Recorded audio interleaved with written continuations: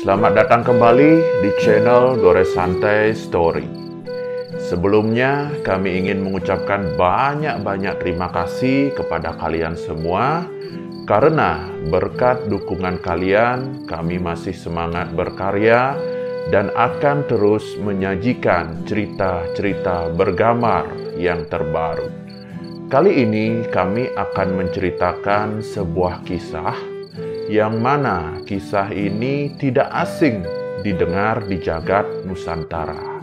Nah, kisah ini tentang sebilah pusaka yang dibuat oleh Empu Gandring.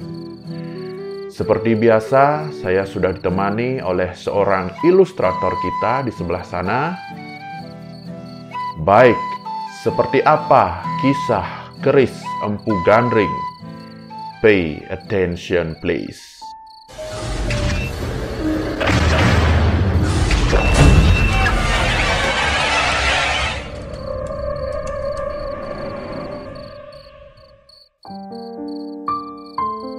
Keris adalah salah satu pusaka warisan leluhur Nusantara. Keris memiliki daya magis yang sangat tinggi. Pada zaman kerajaan, tidak boleh sembarang orang memiliki keris. Keris hanya dimiliki oleh keluarga kerajaan atau orang penting pada saat itu.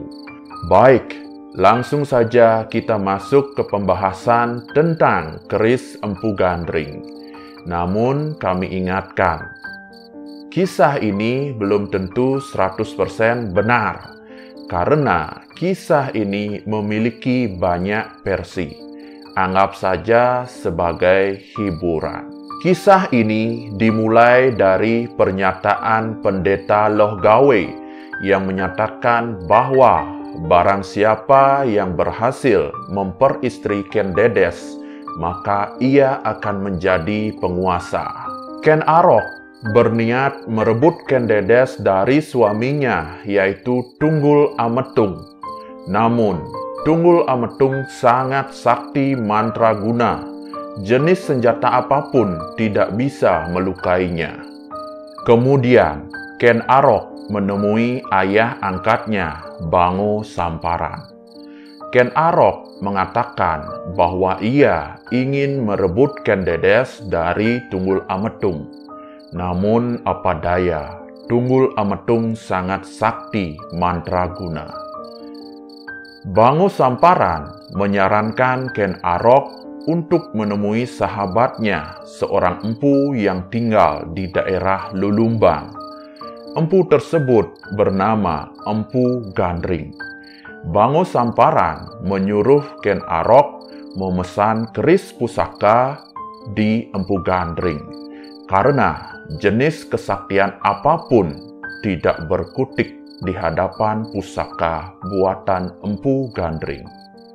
Ken Arok menemui Empu Gandring di daerah Lulumbang. Namun, Empu Gandring tidak bisa menerima sembarang orang, ataupun Empu Gandring tidak mau mengerjakan pesanan pusaka dari sembarang orang. Ketika Ken Arok mengatakan bahwa ia anak Bango Samparan, Empu Gandring menyetujui dan mau mengerjakan pusaka untuk Ken Arok. Empu Gandring meminta waktu 1 tahun untuk mengerjakan keris pusaka tersebut. Namun Ken Arok tidak setuju. Dia ingin supaya keris pusaka tersebut selesai dalam jangka waktu 5 bulan. Setelah 5 bulan pengerjaan keris, Ken Arok datang ke Lulumbang bertujuan mengambil keris pesanannya. Namun, ketika sampai di Lulumbang, Ken Arok terkejut karena keris pesanannya belum selesai. Kemudian Ken Arok marah dan merebut keris tersebut dari Empu Gandring. Seketika Ken Arok menikam Empu Gandring. Nah, setelah Ken Arok menikam Empu Gandring, ia mencoba menancapkan keris tersebut di sebuah batu yang besar. Nah, ketika ia menancapkan keris, batu tersebut meledak. Ken Arok pun terkejut. Padahal keris ini belum selesai, namun kesaktiannya luar biasa.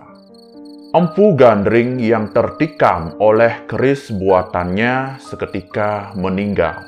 Namun, sebelum Empu Gandring meninggal, ia mengutuk Ken Arok bahwa keris buatan Empu Gandring tersebut akan membunuh 7 keturunan Ken Arok. Ken Arok kemudian membawa keris tersebut ke Tumapel. Nah, sesampainya di Tumapel, Ken Arok menemui Kebo Ijo dan Ken Arok memperlihatkan keris tersebut. Nah, Kebo Ijo pun sangat tertarik dengan keris tersebut. Dengan mudahnya, Ken Arok memberikan keris itu ke Kebo Ijo. Nah, Kebo Ijo yang sombong memamerkan keris tersebut ke orang-orang yang ada di Tumapel. Pada malam hari, Ken Arok diam-diam mengambil keris tersebut dari Kebo Ijo. Kemudian, Ken Arok menyelinap ke kediaman Tunggul Ametung. Sesampainya di kamar Tunggul Ametung, Ken Arok tidak berpikir panjang, langsung menikam Tunggul Ametung dengan keris tersebut. Nah, Ken Arok pun membiarkan keris itu menancap di tubuh Tunggul Ametung, bertujuan memanipulasi peristiwa, seolah-olah yang membunuh Tunggul Ametung adalah Kebo Ijo. Akhirnya, Kebo Ijo ditangkap dan dihukum. Ken Dedes yang kehilangan suami diperistri oleh Ken Arok. Alhasil, pernyataan Pendeta Lohgawe benar.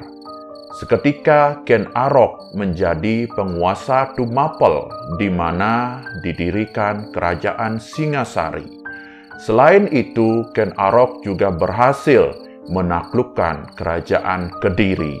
Ketika Ken Arok memperistri Ken Dedes sedang mengandung anak dari Tunggul Ametung. Kemudian anak tersebut lahir dan diberi nama Anusapati. Ketika Anusapati beranjak dewasa, ia menanyakan tentang keanehan yang terjadi di kerajaan. Jadi Anusapati tidak dianggap sebagai anak pertama. Di samping itu, Anusapati juga tidak mendapatkan kasih sayang yang sama seperti saudara-saudaranya yang lain.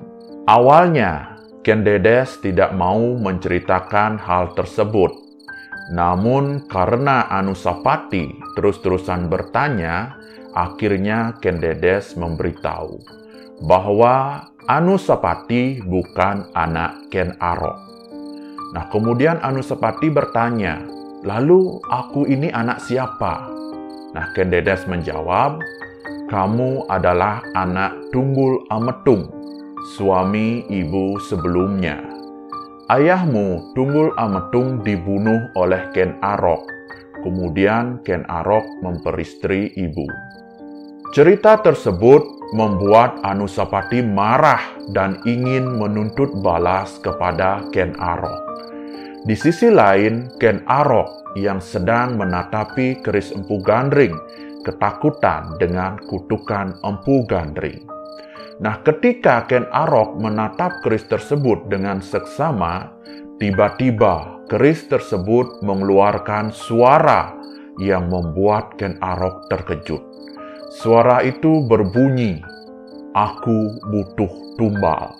Nah, seketika Ken Arok mengambil keris tersebut dan membanting keris tersebut, bertujuan menghancurkan keris itu.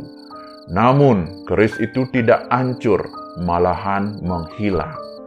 Tiba-tiba, keris tersebut ada di tangan Anusapati. Anusapati memanggil pendekar sakti yang bernama Ki Pangalasan.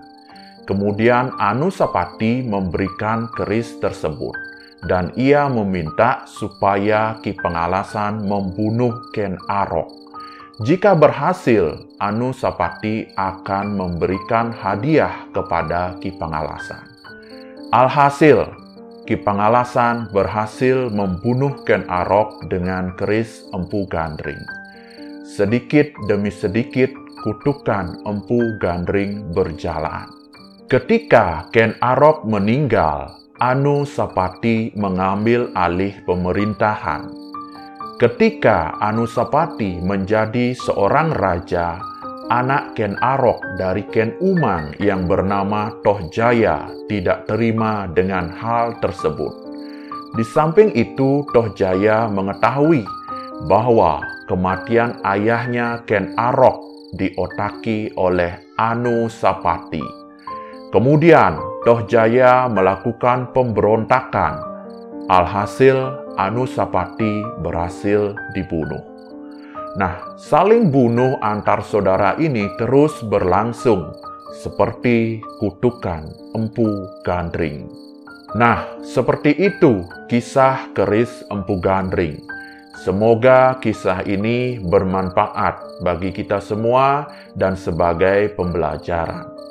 Kami ingin memohon maaf yang sebesar-besarnya jika kami ada salah-salah kata dan salah-salah perbuatan.